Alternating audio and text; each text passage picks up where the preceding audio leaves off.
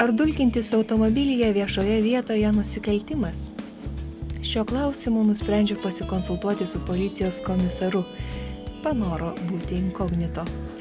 Komisaras teigė, ar draudžiama mylėtis priparkuotame ar važiuojančiame automobilyje viešoje vietoje aiškiai reglamentuota įstatymu nėra. Teoriškai galima taikyti viešos rimties pažeidimą, jeigu garsiai aimanuoji ar šūkalioji. Už tai gresia įspėjimas ar bauda iki 100 litų. Ekologinė policija, kuri kuruoja būtent šios pažeidimus, taiko straipsnį dėl lengvo chuliganizmo, kitaip tariant, už necenzūrinių gestų rodymą viešai nuo 100 iki 300 litų bauda. Reikia suprasti, kad kuo didesnį necenzūrinį objektą turėsi, tuo daugiau paklosi. O kas nutiks, jeigu tuo metu, kai vairuoji, o ji tau čiulpia, sustabdo policija? Komisaras gūžteli pečiais.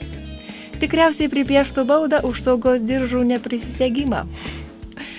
Darome išvadą.